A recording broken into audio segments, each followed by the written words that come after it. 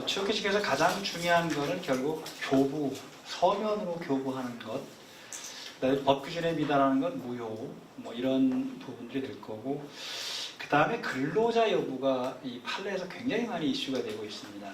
그것도 한번 살펴볼 거고, 취업규칙은 이제 불이익 변경이 가장 중요한 거죠. 불이익 변경할 때 어떤 절차를 거칠 것인가라는 것만 이렇게 기억하시면 될 것 같고요.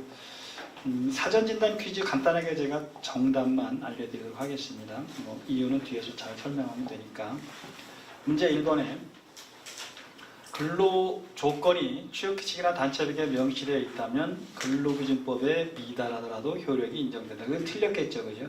법에 미달하는 건 무조건 무효니까 어디에 명시되어 있든 다 무효화시키는 효력. 이걸 강행적 효력이라고 했고, 그 다음에 무효화시킨 거를 법이 그 자리를 차고 들어가는 걸 보충적 효력이라고 이렇게 말씀드렸어요.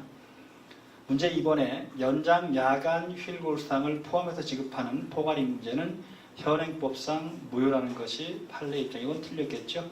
유효하다. 그 판례는 근로시간을 산정할 수 없거나 이런 특별한 사정이 있을 때 기본임금을 정하도 되고 기본임금을 안정한 상태에서 그냥 총액 얼마 이렇게 하는 것도 가능하다고 하고 있어요. 그러니까 연장야간수당 다 포함해서 예컨대 뭐 300만 원에 연장야간수당 포함되어 있다 이런 것도 가능할 수 있겠죠. 다만 전제 조건은 뭐냐면 근로자한테 불리하지 않아야 한다는 전제 조건, 그 다음에 근로시간을 산정하기 어렵다는 특수한 그런 상황을 입증해야 된다는 이 두 가지를 나타내고 있고, 이제 근로시간 52시간 이 부분이 어느 정도 안정이 되면 노동부는 요걸 손댈 겁니다. 이게 이제 판례도 그렇게 해석하고 있고, 특히 왜 사무직들의 포괄임금, 사무직을 포괄임금 주면서 그 연장수당 하나도 안 주는 경우가 많잖아요. 그거를 아마 손을 댈 것 같다는 생각이 들으니까 여러분 사업장에는 미리 그 부분을 좀 챙겨두시기 바랍니다. 예컨대 연장수당 뭐 30만 원이 월급에 포함되어 있다 이렇게 하면서 실제로는 한 100만 원어치 하는 거예요. 막 밤 12시까지도 막 하고 그러면서 연장수당 다 줬잖아 이렇게 얘기하는 거죠. 이게 이제 안 된다는 겁니다. 나머지 부족한 부분은 줘야 되는 문제가 생기니까 근로시간 부분을 잘 관리해야 되죠. 또 이게 실질적으로 장시간 근로의 원흉이라고 보고 있거든요. 포괄임금제 부분들이. 그래서 미리 여러분들은 포괄임금 부분들은 법적인 부분에 쟁점도 해야 되지만, 그다음에 이게 또 어떤 불합리한 점이 있냐면, 어떤 사람은 잠깐 6시 땡 하면 갑니다. 어떤 사람은 그냥 매일 10시까지도 일이 많아서 그럴 수도 있겠지만 여러 가지 있겠죠, 그죠? 그러면 누구는 6시 땡 하고도 그 연장수당을 다 받아가는 거고, 누구는 늦게까지 근무해도 별도로 연장수당 계산해 주는 게 없는 건 불합리하잖아요. 공정하지 않잖아요, 그죠? 그러니까 근로시간에 비례한 임금을 준다라고 하면 이런 방식이 돼야 되겠죠. 그 다음에 문제 3번. 근로자 10인 이상 사업장에서는 취업규칙을 작성, 고용노동부에 신고해야 된다. 이건 맞겠죠. 10인 미만 사업장은 작성 신고 의무가 없습니다. 문제 4번에 근로계약은 반드시 서면으로 체결해야 하며 서면으로 체결되지 않은 근로계약은 효력이 없다. 이건 틀렸겠죠. 반드시 서면으로 체결해야 되는 건 아니에요. 구두상으로 체결해도 크게 문제는 없습니다. 약속으로 정하는 거니까. 그런데 서면은 반드시 교부해야 돼요. 서면. 그러니까 서면으로 체결하지 않더라도 뭐는 줘라? 서면은 줘라라는 거죠. 그러니까 서면으로 체결할 필요가 있겠죠. 그렇게 따지면 특히 교부하는 게 임금, 근로시간, 주휴일, 연차, 휴가 요 4개는 반드시 포함되어야 되는 거죠. 서면 교부 대상에 포함되어야 되는 거죠. 5번에 근로자는 회사의 정당한 인사명령에 따라야 하며 정당한 인사명령을 따르지 않을 경우 징계 등 불이익을 받을 수 있어요. 이건 맞겠죠. 그래서 중요한 표는 정당한 인사명령이에요. 부당한 인사명령은 거부할 수 있을 거고, 또 특히 거부하지 않는다 하더라도 왜 구제신청, 노동의 구제신청을 통해서 다시 원직에 복직할 수 있겠죠. 정당한 인사명령을 중심으로 그렇게 보시면 될 것 같습니다. 자, 아까 동그라미 가지고 제가 설명드렸던 걸 이제 법까지 포함해서 이렇게 법원의 체계, 어떤 것이 나중에 법적인 부분에서 이제 근거가 되느냐 하는 법원인데, 원법이 가장 중요하죠. 아까 설명드린 32조와 33조. 32조는 주로 개별적 관계법의 근거, 33조는 집단적 노사관계법의 근거입니다. 그 다음에 국내법이 주로 되고 국제법도 해당이 될 수 있지만, 지금 우리가 비준을 안 하고 있는 부분들은 국제법으로 적용되지는 않겠죠. 앞으로 비준을 하겠다는 부분들이 있고, 국내법은 주로 근로기준법 중심으로 하는 개별적 관계법, 노동조합법을 중시하는 집단적 노사관계법이 이제 노동 문제에 대한 근거법이 되고, 그다음에 시행령, 시행규칙은 이제 법률의 하위 근거로 해서 시행령은 국무회의 의결을 거치는 거고요. 시행규칙도 국무회의 의결을 거치지만 노동부령, 대통령령, 노동부령에서 그 효력 관계는 법률, 시행령, 시행규칙 이런 근거를 두고 있는 그런 틀들입니다. 그 다음에 이제 내부적으로 들어오면 단체협약은 노사 간에 합의하는데 특히 노동조합과 합의하는 거죠. 주로 근로조건을 다루고 있기도 하고, 이 단체협약에는 노동조합 활동도 들어있습니다. 전임자를 어떻게 할 건지, 근로시간 면제자 어떻게 할 건지 뭐 이런 등등도 들어있고요. 그다음에 근로조건을 집단적으로 처리하는 방식 중에 취업규칙, 10명 이상 근로자를 사용하는 사업장에서는 취업규칙을 작성, 신고할 의무가 있다는 거죠. 그리고 이제 개별적으로 맺는 게 근로계약인데, 이 근로계약 부분들은 사실은 당사자 간에 가장 중요한 거라고 보지만 역할은 뭐밖에 못하는 거죠. 그냥 당신하고 나하고 계약 체결하는 거다라고만 역할밖에 못하죠. 왜? 취업규칙이나 단체협약이 근로조건에 관련된 부분을 대부분 다 규율하기 때문에. 대신 중요한 건 근로계약서를 서면으로 교부할 의무가 있다. 만약에 근로계약서를 안 준다면 취업규칙에 이런 내용이 다 들어가 있으면 취업규칙을 서면으로 주는 것도 가능하겠죠. 그러니까 이런 서면이 포함된 그걸 교부하라고 되어 있는 거지 반드시 근로계약서를 교부하라고 하지는 않습니다. 근데 이제 노동부 감독관이 나오면 대부분 다 뭘 보죠? 그냥 근로계약서를 달라고 하죠. 그죠? 근로계약서 없으면 당신 교부 안 했잖아 이렇게 할 수도 있고, 그 다음에 이제 근로계약서를 교부하게 돼 있어서 이걸 교묘하게 악용하는 사람도 있대요. 여러분 사업장은 그런 분이 없겠지만 작은 사업장은 왜 사장님들이 뭐 격리한 돈 이렇게 있고 두 사람이 하고 있다 보니까 사람을 쓸 때 왜 서류 같은 게 완벽하지 않죠. 그 다음에 뽑을 때도 뭐 여러 가지 절차를 거치는 게 아니고 그냥 이력서 한 장 받아놓고 왜 뭐 내일부터 나와 뭐 월급 200만 원 줄게 이런 식으로 많이 한다는 거죠. 이제 그러면 이걸 악용하기 시작하면 일하는 분이 뭐 근로계약서 안 썼잖아, 노동부에 고발하면 500만 원 당신 월급인데 나한테 100만 원만 줘라 뭐 이렇게 한다거나 남의 약점을 이용하는 거겠죠. 그죠? 그런 사람이 있대요. 늘어난다고 합니다. 그래서 여러분 사업장은 그렇게 안 하겠지만 아무튼 뭐 서면으로 강제하고 있는 겁니다. 그 다음에 옛날엔 시정기간을 뒀는데 이제 시정기간을 안 둬버려요. 그냥 근로계약서 교부 안 했어? 그냥 벌금 또는 비정규직은 과태료입니다. 그렇게 하고, 또는 이거하고 연결시키는 후에 해고할 때는 반드시 뭘 우리가 하게 돼 있죠? 절차상 해고 사유와 해고 시기를 서면으로 통지하게 돼 있단 말이죠. 근데 또 약간의 작은 사업장입니다. 대기업은 다 절차를 거치는데 작은 사업장에서 사장님이 이제 일을 좀 잘못하니까 예를 들면 불러다가 뭐 김씨 같으면 김씨 또는 김군 뭐 이렇게 얘기를 하면서 일 좀 똑바로 하시죠 이렇게 얘기하고 그렇게 똑바로 안 하려고 하면 그만두시죠 또는 뭐 이렇게 하려면 때려쳐 예를 들어서 그렇게 했다고 치죠. 그럼 근로자가 아이고 잘못했습니다 그냥 뭐 열심히 하겠습니다라고 하면 좋은데 그렇게 안 하고 알았습니다 안 나오면 되지 뭐 그렇게 지랄하나 이렇게 하고 이제 갚아버렸다고 치죠. 그죠? 그렇게 하면 또 문제가 뭐가 생기냐면 근로자가 한 3개월 후에 노동위에 구제 신청을 한다는 거죠. 왜? 3개월치 다 받으려고. 그럼 무조건 해고가 무효가 되죠. 왜 무효가 되는 거죠? 아무리 죽을 죄를 졌어도 반드시 어쩌야 되는 건 뭐예요?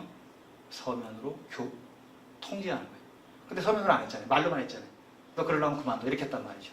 그러니까 이거는 무효가 되니까 당연히 복직시켜야 되고 다른 사람 와서 일하고 있는데 복직 못 시키잖아요. 그러니까 할 수 없이 3개월치에다가 플러스 알파 더 엎어줘서 합의 보자 이렇게 하는 수밖에 없는 게 또 이런 틀이죠. 그래서 그걸 악용하는 사람도 있다고 합니다.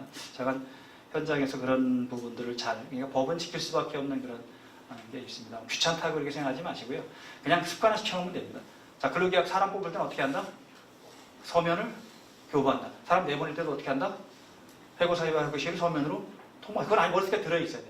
그러니까 사장님이 그런 걸 잘 모르고 말로만 한다고 하더라도 사장님 큰일 납니다. 그냥 나중에 돈 바가지로 더 들어가는 뭐 이런 부분이 있으니까 절차를 꼭 지키도록 그렇게 해주시기 바랍니다. 그 다음에 채용 공정에 관한 법률은 채용할 때 좀 악용하는 사례들이 있었기 때문에 몇 가지 법에 있는 것만 확인해 볼 텐데요. 거짓 채용 광고는 금지됩니다. 당연하겠죠. 아이디어 수집하거나 사업장 홍보하기 위해서 채용 광고를 이렇게 거짓으로 해서는 안 되고 이거는 결국 5년의 징역, 2천만 원 벌금에 처하도록 되어 있습니다. 그 다음에 채용 광고의 내용을 정당한 이유 없이 합리적인 이유 없이 불리하게 변경하면 안 돼요. 유례가 변경하는 건 가능하겠죠. 그죠? 불리하게 변경 안 된다. 이건 과태료입니다. 그 다음에 채용 광고에서 제시한 조건들이 있잖아요. 그건 정당한 사유 없이 불리하게 변경할 수는 없다. 이렇게 보면 되겠죠. 이것도 과태료 부과하도록 되어 있습니다. 그다음에 채용 심사 비용 부담 금지. 당연하게 채용할 때 들어가는 비용들 이런 것들을 일을 하는 사람한테 부담 시키지 말아라 이런 부분들이고요. 그다음에 승인을 받는 경우는 가능할 수 있고, 그다음에 채용 서류 반환을 청구한 경우는 본인을 확인한 후 반환하게 되고, 반환 청구 기간이 지난 경우에는 개인정보보호법에 따라 채용 서류를 파기해야 되고, 반환에 소요되는 비용은 구인자, 회사가 부담한다. 이렇게 채용 절차 공유하는 법률이 있으니까 채용할 때 조심할 부분들 몇 가지만 정리했고요. 자, 이제 채용과 관련해서 특히 노동력 활용 방법, 요거는 구분을 잘 하시기 바랍니다. 위에 두 개는 노동법적인 제도고 밑에 세 개는 민법적인 제도입니다. 근데 우리가 노동법이 나오기 전에 민법이 있었잖아요, 그죠? 근데 민법이 있던 거를 이제 노동법으로 나오면서 조금 이제 보호 대상 범위를 한 부분인데, 옛날에는 30인 이상만 적용되고 5인 이상 적용되고 막 등등 했었는데, 지금은 1인 이상 모든 사업장에 노동법이 적용되니까 민법의 고용계약은 거의 사라졌다고 보면 됩니다. 민법의 고용계약은 유일하게 남아있는 게 뭐냐면 가사사용인만 아직 남아있죠. 가사사용인은 노동법이 적용되지 않기 때문에 그렇습니다. 자, 그 다음에 이제 위임계약이나 도급계약은 근로계약과는 다른 계약입니다. 근데 민법상의 계약 형태이기 때문에 위임계약이나 도급계약을 만드는 걸 막지는 않습니다. 그런데 만약에 도급계약을 맺었는데도 불구하고 실질적으로 파견같이 움직이면 파견법을 적용하고요. 위임계약을 맺었는데 근로계약같이 움직이면 근로계약으로 해석을 해버립니다. 이게 노동법의 중요한 원칙 중에 하나인데, 이렇게 보시면 돼요. 형식과 실질이 다르면 뭘 기준한다? 실질을 기준해요. 이게 아주 중요한 틀입니다. 즉 계약서와 실제 운영되는 내용이 다르면 계약서는 안 봅니다. 실제 운영되는 걸 중심으로 보죠. 근데 계약서와 실제 운영이 같으면 문제 없죠. 그냥 그 계약서를 해석하면 되는 거니까. 즉 계약서라는 형식과 실제 운영하는 방식인 실질이 다르면 실질을 중심으로 한다라고 이렇게 보면 됩니다. 여러분 대표적으로 왜 그 제조업체 사내하청 근로자들이 실제 계약은 어떤 계약이 있었죠? 사내하청업체와 원청은 도급계약, 또 업무위탁 계약을 맺고 있었죠. 그런데 운영을 어떤 방식으로 한 거죠? 파견같이 운영했으니까 우리는 파견법을 적용해서 직접 고용해라 라고 주장하는 게 이제 많이 받아들여진 그런 틀들입니다. 자, 두 개를 차이를 뭘로 보시면 여러분 편하냐 하면, 고용계약과 위임계약과 도급계약은 당사자 일방이 상대방에 대해서, 당사자 일방이 상대방이 이렇게 돼 있죠, 그죠? 중요한 표현은 이 민법상의 계약은 대등한 당사자를 예정을 한 거예요. 그런데 이제 근로계약, 파견계약으로 올라오면 뭐라고 해놓죠? 근로자가 사용자에게, 파견사업주가 근로자를 고용한 후 사용사업주의 지휘명령, 이렇게 돼 있죠, 그죠? 여기는 이미 뭐가 예정되어 있냐면 대등하지 않다는 게 예정되어 있는 거예요. 근로자는 품파는 사람이고 사용자는 일을 시키는 사람. 그러니까 결국 이 근로자는 권리자, 사용자는 의무자, 이렇게 구분해 놓은 거예요. 그런데 민법이나 이런 고용계약, 위임계약, 도급계약은 당사자 일방이니까 권리 의무가 대등한 거죠. 그래서 그렇게 일단 큰 틀에서 이해하시면 될 것 같고요. 그래서 근로계약은 결국 사용종속관계를, 여기서 중요한 표현은 사용종속관계입니다. 즉 지시 감독을 받으면서 비자주적으로 일을 하는 사람들을 보호하기 위한 제도가 근로계약에 관련된 부분이고, 파견계약은 고용과 사용의 분리가 중요한 쟁점입니다. 즉 고용한 사람이 일을 시키는 게 아니고 이 고용한 사람과 계약을 맺은 사용기업이 일을 시키는 거예요. 근로자는 당연히 근로계약은 누구하고 맺고 있는 거죠? 파견기업과 맺고 있는데 일은 사용기업이 시킬 수 있는 거. 사용기업은 나하고 근로계약을 안 맺고 있거든요. 파견근로자하고. 그런데 파견계약에 따라서 그 지시감독을 받도록 하는 겁니다. 즉 노동력을 빌려주는 것이 중요한 그런 내용입니다. 그냥 쉽게 얘기하면 인력 리스 계약 아닐까요? 사람을 리스해 주는 겁니다. 그 기간 동안 이렇게 하는 부분들. 우리가 기계를 리스해 쓰듯이 사람도 빌려 쓰는 겁니다. 왜 빌려 쓸까요? 그냥 첫 번째는 노동법에서 좀 자유롭고 싶은 거예요. 노동법에서 좀 자유롭고 싶은 거죠. 법적 책임은 누가 지는 거죠? 파견사업주가 지는 거죠. 사용기업은 법적 책임에서 좀 자유롭죠. 물론 완전히 빠져나가는 건 아니지만 그런 부분에서 파견 이렇게 쓰는 거죠. 원래 이 파견은 일시적이고 한시적이고 이런 특수한 경우에 쓰는 게 사실은 파견입니다. 근데 우리는 상시적으로 써야 되는 사람들을 파견으로 쓰는데 이제 파견 제도를 악용하는 문제가 생기는 거죠. 보통 그래서 템포러리 잡을 주로 파견을 많이 씁니다. 또는 왜 스페셜리스트 있잖아요. 그런 사람들을 잠시 빌려 쓰는 거. 그거는 좋다라는 얘기죠. 근데 우리는 그냥 상시적으로 써야 되는 사람을 파견으로 쓰다 보니까 어떤 법을 만들어낸 거죠? 2년이 지나면 그렇죠. 사용 기업이 고용할 의무가 있다. 이렇게 만들어낸 그런 틀입니다. 두 가지를 잘 보도록 하고요. 이런 계약. 여기서 중요한 게 민법상의 계약이라 하더라도 운영을 노동법상의 계약과 비슷하게 하면 노동법상의 계약으로 바꿔버린다라는 것만 꼭 기억하시면 되죠. 자, 이걸 그림으로 그리면 근로계약과 파견계약, 도급계약만 이렇게 봤는데요. 근로계약은 당사자 관계예요. 당사자가 직접 계약을 맺고 근로제공도 당사자가 직접 상대방한테 하죠. 임금지급도 그 사용자가 직접 지급하죠.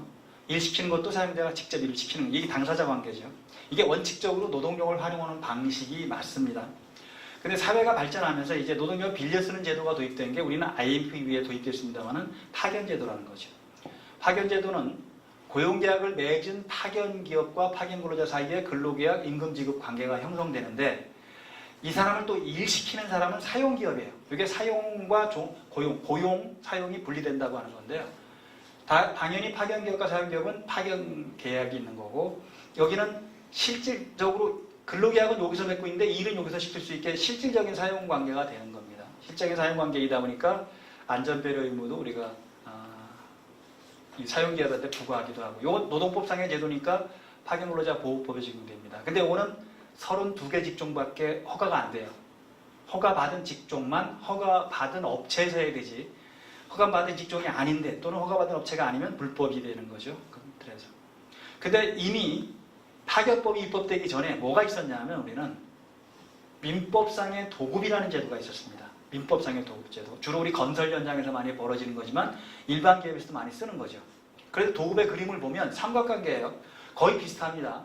차이점이 뭐냐면 도급업체, 소급업체 여러분 이걸 다 도급업체라고 많이 하지만 사실은 돈 준다는 얘기가 받는다는 그런 얘기잖아요. 그럼 소급업체하고 도급계약을 맺는데 이 도급계약을 맺을 때 이 도급업체는 근로자한테 지시감독을 하면 안 되는 겁니다. 원칙적으로. 그래서 한다면 이 수급업체가 지시감독을 해야 되는 거죠. 근로계약도 수급업체가 맺고 있고 사용종수관계도 수급업체가 돼 있고 근로제공도 수급업체 위에서 하는 거고 임금지급도 수급업체가 주는 게 원칙입니다. 그런데 사내업체인 경우 그러니까 이런 도급관계가 바깥에 있으면 관련이 없는데 한 사업장 내에 있으니까 이제 무슨 문제가 생기는 거죠? 도급업체에서 지시감독을 하는 문제가 생기는 거예요. 그러니까 예컨대 우리가 자동차 업체를 보면 자 완성차 업체가 있고 사내하청업체가 있다고 치죠. 그러면 이 사내하청업체 근로자는 사내하청업체 일을 하는 게 아니고 누구 일을 하는 거죠? 완성차 업체 일을 하는 거잖아요. 그죠? 그러니까 완성차 업체 제품을 만드는데 부속도 이쪽 거고 다 그죠? 그럼 여기 노무도급만 받아서 하는 형태가 돼버리는 거죠. 그 다음에 여기서 작업지 시설해야 되는 걸 만들 수밖에 없잖아요. 하청업체가 작업지를 만들 그런 능력이 안 되는 겁니다. 설계도구 이런 거 다 들어있어야 되니까. 그러니까 실질적으로 여기서 시키는 겁니다. 이렇게. 그러니까 무슨 문제가 생겼어요? 근로계약은 수급업체하고 맺었는데 일은 도급업체가 시킨 형태가 됐잖아요. 그럼 파견하고 똑같아져 버렸죠. 그런데 제조업의 직접 생산 공정은 파견이 안 되고 그렇잖아요. 불법이잖아요. 그러니까 불법 파견 문제가 나오는 겁니다. 그러니까 불법 파견은 즉시 고용 의무가 발생하니까 이제 하청업체 쓰는 데도 조심해야 되겠죠. 다만 최근의 흐름은 이 수급업체가 관리 감독을 철저히 하고 그 다음에 여기 간섭 안 하고 그러면 제조업체라 하더라도 불법 파견이라는 판정을 안 하더라고요. 충분히 가능하죠. 옛날에는 이쪽에서 대부분 간섭을 했기 때문에 불법 파견 판정을 했지만 간섭 안 하고 얼마든지 할 수 있다. 여기서 관리자가 그러니까 여기서 도급계약에 맺어진 것만 이쪽에서 예컨대 그 한도 내에서만 시킬 수 있겠죠. 그죠? 관리자를 통해서. 또 여기 관리자가 이쪽으로 관리하니까 예컨대 사업장, 제조업체 사업장 내라 하더라도 불법 파견은 아니다. 라고 하는 판결들이 최근에 나오기 시작을 했어요. 그 다음에 최근에 어떤 판결도 나오기 시작했냐면 옛날에는 원청 근로자와 하청 근로자가 혼재 근무하면 무조건 불법 파견을 대부분 봤어요. 근데 최근에는 혼재 근무한다고 하더라도 그것만 가지고 불법 파견으로 볼 수는 없다라는 판결도 나오는 거 보니까 이제는 조금 이 범위들을 좀 판례가 좀 넓혀주고 있는 게 아닌가라는 생각이 들 정도로, 근데 어느 정도 정리가 됐다는 거죠, 그죠? 완성체 업체도 그렇고 이제 대부분 다 왜 직접 고용 대부분 다 했잖아요. 하도 판결을 강하게 내리다 보니까. 그러니까 이제 판결도 조금 약간 어떻게 보면 후퇴해주는 뭐 그런 느낌이 약간 드는 겁니다. 이건 회사마다 다르기 때문에 하나로 정리할 수는 없지만 흐름 자체는 그렇다고 하시면 되겠죠. 제가 재미있는 예 하나 드려도, 이건 하나의 예입니다. 혹시 당구 치시는 분 계시나요? 당구? 네. 당구 치신 분은 우리 쓰리쿠션과 알다마라는 게 있죠. 알다마가 적당한 말인지 모르겠는데 요 파견은 직접 일을 시킬 수 있기 때문에 알다마 치는 게임이에요. 근데 이거는 직접 뭐 시키고 어떻게 하는 거죠? 반드시 여기를 통해서 일을 시켜야 되기 때문에 쓰리쿠션을 치는 계약입니다. 이해되셨나요? 그런데 쓰리쿠션을 치기로 약속해놓고 알다마를 치면 뭐라고요? 네, 불법 파견이라고. 자, 그렇게 머릿속으로 넣으세요. 그냥 복잡하게 생각하지 말고, 즉 근로계약과 파견계약은 일을 직접 시킬 수 있지만 도급계약은 직접 시킬 수 없다, 이렇게 보시면 되겠죠. 그 다음에 도급계약을 할 때 회사하고 하는 게 아니고 개인과 할 수도 있죠. 그런데 개인과 도급계약을 맺을 수 있단 말이죠. 프로그램 개발하는데 도급을 준다 등등 하는데, 개인과 여기서 도급계약 맺을 수 있는 거예요. 근로계약만이 아니고. 그런데 실제 운영을 도급답게 안 하고 근로계약같이 구체적으로 지시감독해버리면 근로계약으로 바꿔버립니다. 그 다음에 이렇게 계약했어도 얘가 있으나마나 거면, 얘가 있으나마나 거면 직접 근로계약을 맺은 걸로 인정해버려요. 도급계약을 맺고 있는데 얘가 사업주로서 실체가 없거나 그러면 법인격 부인 이론을 적용해버립니다. 그래서 애초에부터 이쪽과 근로계약이 맺은 걸로 인정해버려요. 이게 굉장히 무서운 판결입니다. 근로계약을 여기하고 맺었는데 나중에 여기하고 근로계약이 맺었다고 얘를 없애버립니다. 법인격을 부인해버리거든요. 묵시적 근로계약 이론이라고 하는 겁니다. 그래서 두 가지로 해석이 다 가능해요. 불법 파견으로 가서 파견법을 적용할 수도 있고요. 아니면 불법 파견을 따지지도 않고 어떻게 한다는 거죠? 얘를 없애버리면, 얘가 없으니까 누구하고 근로계약을 맺은 거죠? 여기하고 애초부터 맺은 거예요. 그럼 모든 법적 책임을 네가 져라, 이렇게 하는 판결이 있으니까 그걸 같이 한번 뒤에서 보도록 하겠습니다. 아주 중요한 판결이 비교해서 보도록 하겠습니다. 그 다음에 이제 이건 큰 제목만 좀 볼게요. 기간제법을 회피하기 위해서 왜 1년 단위로 계약을 계속 갱신하는 거예요. 예를 들면 그 다음에 이제 1년 단위로 갱신하다 보니까 이 사람이 한 서너 번 갱신하면 이미 무기계약직이 됐잖아요. 그런데 1년 계약 끝났으니까 그만둬라라고 하면 뭐라는 거죠? 해고라고 본다는 거죠. 당연하죠, 그죠? 결국 기간제법을 빠져나가기 위해서 탈법적으로 이런 계약을 활용한다면 결국 해고니까 해고의 정당 사유를 입증해야 된다는 거죠. 정당 사유가 없으니까 당연히 부당해고라고 할 수 있는 그런 판결입니다. 그래서 판결 요지를 보면 기간의 정함이 없는 근로계약을 체결한 것으로 간주되는 근로자에 대하여 사용자의 일방적인 결정에 따라 퇴직과 재입 사의 형식을 거친 것은 해고에 해당한다. 그러면 해고에 해당한다면 해고의 정당 사유와 정당 절차를 거쳐야 되는데 그냥 기간 만료로 끝낸 거니까 당연히 부당해고가 되고 복직명령을 내리겠죠. 그렇게 계약직을 쓰실 때 일단 계약직은 현재 입법적으로 보면 2년까지는 쓸 수 있다고 보는 겁니다. 반복갱신하더라도 2년까지 쓰는 거죠. 예컨대 6개월짜리를 4번 갱신하든 1년짜리를 2번 하든 뭐 이런 방식으로, 다만 2년이 딱 지나는 순간에는 무기계약직이 돼 있으니까 계약서를 1년짜리로 했던 6개월짜리였던 그건 상관없이 그냥 그분은 정년까지 고용을 보장해야 되는 무기계약직으로 될 수 있는 그런 틀이죠. 자, 그 다음에 갱신기대권을, 이건 굉장히 좀 우리가 현실적으로 여러 가지 다툼이 많은 그런 부분들인데, 자, 계약직이지만 당연히 특별한 사정이 없는 한 그 계약기간이 끝나면 갱신될 것으로 기대하는 갱신 기대권을 가진 근로자한테 계약기간 만료를 이유로 더 이상 갱신하지 않겠다라고 통보하는 것도 해고라고 보는 거죠. 갱신 기대권을 가질 수 있냐 없느냐 하는 건 또 여러 가지 논란이 있겠지만, 예컨대 그 회사는 특별한 사정이 없는 한 하자가 없으면 다 갱신을 해준다든지, 아니면 취업규칙에 계약기간이 만료되면 평가 절차를 거쳐서 갱신해준다든지 뭐 이런 거면 당연히 내가 특별한 하자가 없으니까 갱신될 거를 기대하는 거죠. 그죠? 그 다음에 다른 사람은 해주고 이 사람은 안 해주는 경우, 그럼 왜 안 해주냐라는 건 해고에 필적할 만한 사유가 있어야 된다는 거예요. 그래서 해고로 본다는 그런 개념이에요. 그래서 정당한 인사평가를 거쳐 정규직으로 전환될 수 있으리라는 기대권이 인정되는 비정규직 근로자에게 합리적 이유 없이 근로계약 기간 종료 통보를 한 것은 부당해고와 마찬가지로 효력이 없다. 이것도 다툼이 많은 겁니다. 다만 갱신 기대권이 있느냐 없느냐는 걸 따져봐야 되겠지만 그 회사에서는 특별한 사정이 없는 한 그렇죠. 평가에서 대부분 다 뭐 정규직으로 해줬다라든지 이런 등등이면 기대권이 있는 거예요. 근데 그 회사는 한 사람도 예컨대 갱신을 끝내고 그 다음에 새로 해준 사람이 없다라고 한다면 그거는 기대권이 없는 상태가 될 거고 그건 구체적인 사정에 따라서 달리 봐야 됩니다. 그때 판례는 뭐라고 하고 있냐면 근로계약, 취업규칙, 단체계약 등에서 기간제 근로자의 계약기간이 만료될 무렵 인사평가 등을 거쳐 일정한 요건이 충족되면 기간의 정함이 없는 근로자로 전환되는 취지의 규정을 두고 있거나 이런 규정을 규칙에 두고 있다는 거죠. 그 규정이 없다 하더라도 근로계약의 내용과 근로계약이 이루어지게 된 동기와 경위 기간의 정함이 없는 근로자로의 전환에 관한 기준 등에 관한 요건이나 절차의 설정 여부 및 실태, 근로자가 수행하는 업무의 내용 등 해당 근로관계를 둘러싼 여러 가지 사정을 종합하여 볼 때 당사자 사이에 일정한 요건이 충족되면 기간의 정함이 없는 근로자로 전환된다는 신뢰관계가 형성되어 있는 이게 이제 갱신기대권이라는 겁니다.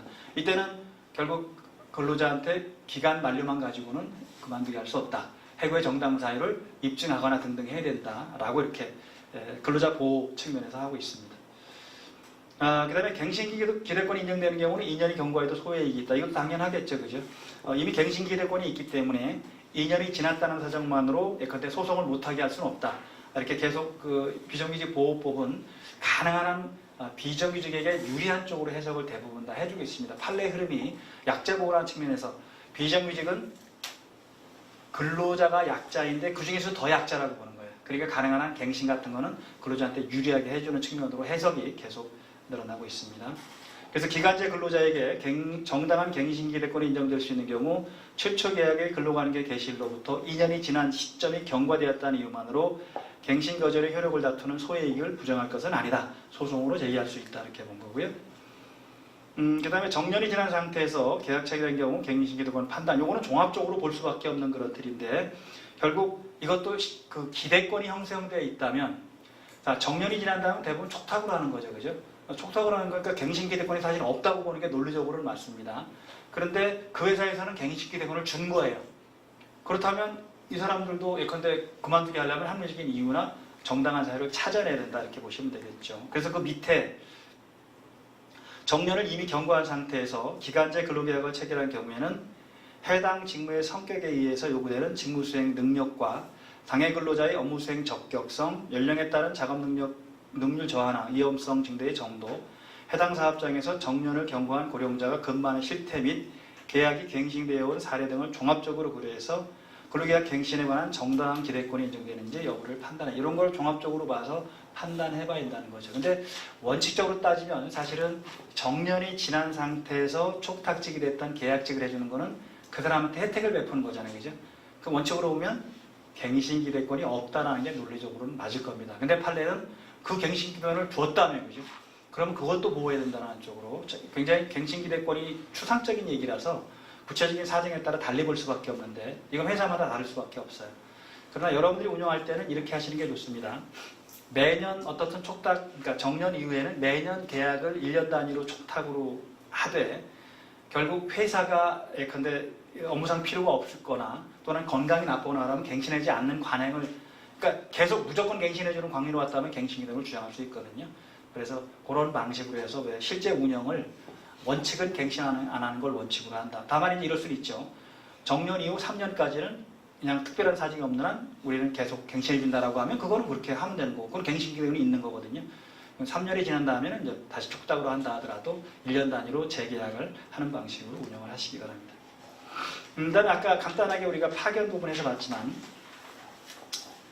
혼재 근무에 따라도 파견으로 최근에 이제 이런 판례들이 한두 개씩 나오기 시작했어요. 옛날에는 혼재 근무하는 것 자체로 이미 불법파견으로 본 그런 부분들이 있었어요. 근데 이제는 혼재 근무하는 것만으로 우리가 불법파견으로 보지는 말자. 뭐까지 보자? 실제 운영 실태를 보자라는 거예요. 그래서 여기 보면 원청이 업무 매뉴얼을 두는 등의 방법으로 사내 하도급 소속 근로자들의 업무에 관여해야 했지만 그러니까 업무 매뉴얼 등을 이제 원청이 만들 수밖에 없는 거라는 거죠.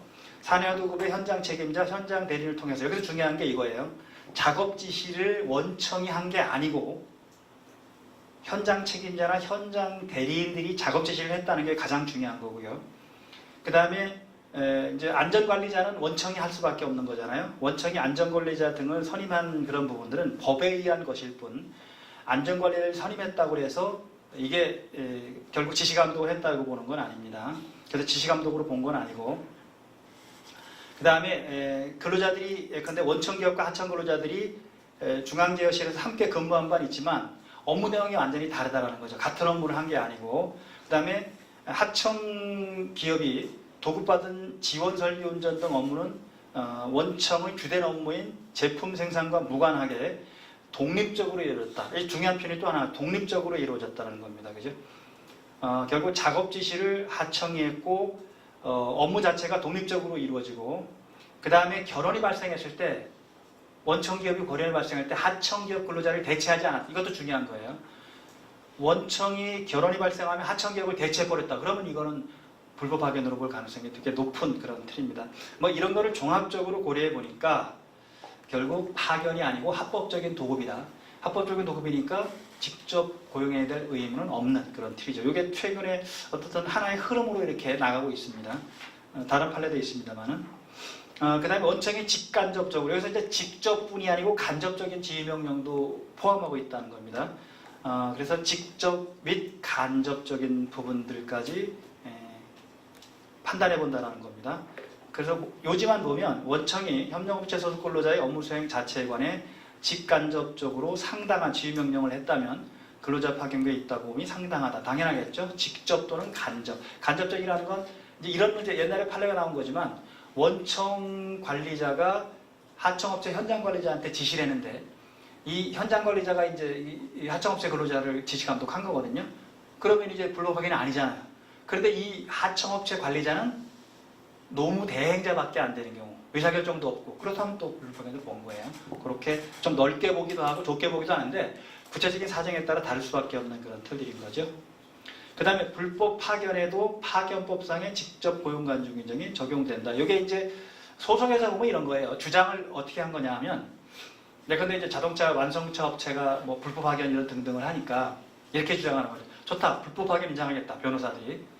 자, 그러면 불법 파견은 파견법이 적용되지 않는다. 불법이니까. 우리가 불법으로 해서 왜 불법 파견에 대한 벌칙은 적용된다 하더라도 직접 고용 의무는 없다라고 주장할 수 있잖아요. 근데 그렇게 주장하니까 판사들이 그렇게 하면 다 불법 쓴다. 그렇죠? 그러니까 불법 파견도 파견법이 적용, 이게 약자보호법의 기본 원칙이에요. 형식과 실질이 다르면 뭘 기준한다? 실질을 기준한다고 했으니까. 그래서 이제 불법 파견도 파견법이 적용되니까 그때 당시는 옛날에는 2년 있었고 지금은 즉시지만 옛날에 고용의제, 지금은 고용의무인데 고용의제가 적용되고 고용의무가 적용된다는 개념으로 이해하시면 될 것 같아요. 큰 틀에서 어떻든 불법 파견도 파견법이 적용된다. 파견법이 적용되니까 직접 고용의무, 직접 고용간주 규정이 적용된다. 이렇게 이해를 하시면 됩니다. 그 다음에 아까 설명드렸던 원청과 사내 하청 근로자 사이의 묵시적 근로계약 인정 사례인데 이게 아마 현대미포조선인가 그럴 겁니다. 그 판결 내용 중에 중요한 표현들이 뭐냐 하면 원고용주에게 고용되어, 그러니까 원고용주가 지금 하청업체입니다.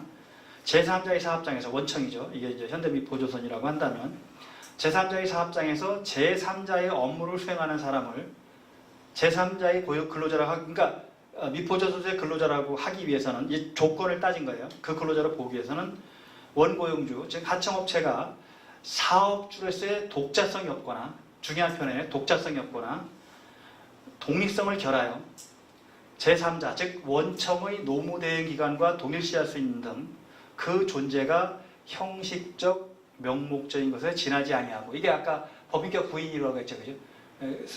이 하청업체를 없애버리면 원청과 직접 계약이 맺은 게 되는 거니까 사실상 당의 피고용인 근로자는 제3자와 종속적인 관계에 있으며 실질적으로 임금을 지급하는 주체가 제3자이고 원청이 지급한다라고 보는, 실질적으로.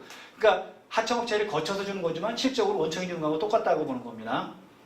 근로 제공의 상대방도 제3자, 원청이어서 당의 피고용인과 제3자 사이에 묵시적 근로계약 관계. 이게 중요한 표현입니다. 이건 동그라미 한 10개 쳐도 돼요.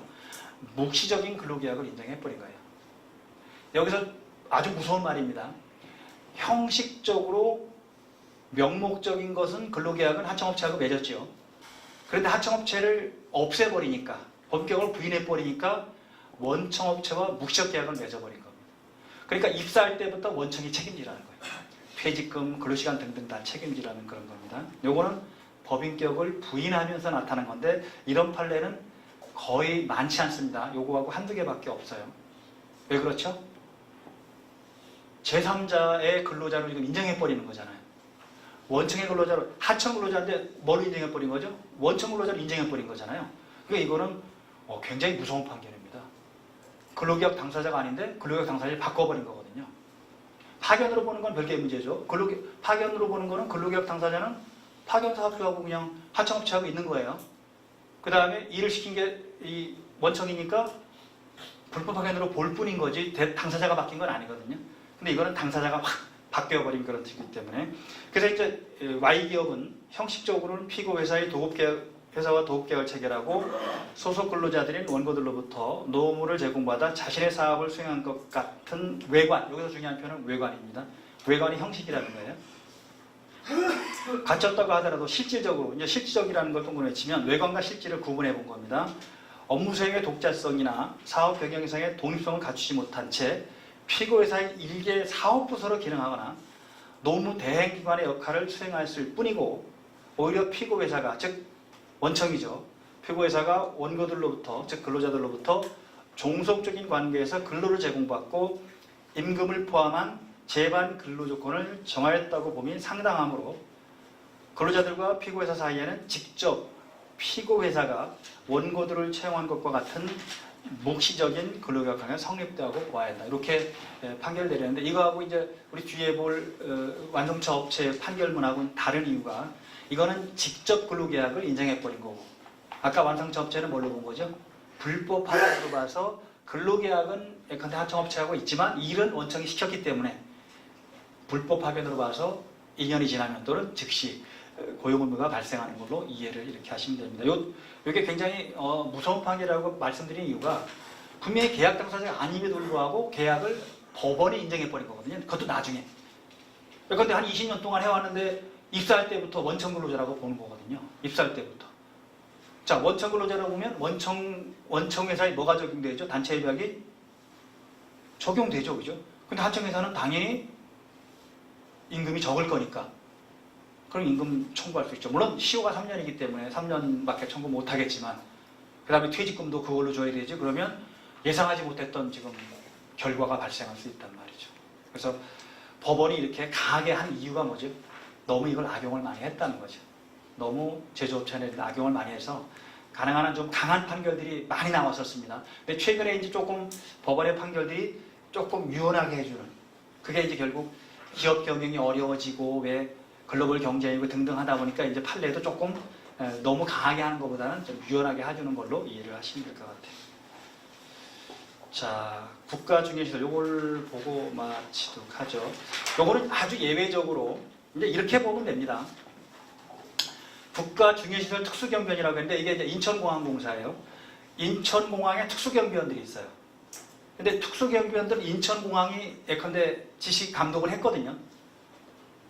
그러면 이제 경비원들이 나는 인천공항이 지시 감독을 했으니까 인천공항 근로자라고 주장할 거 아니에요.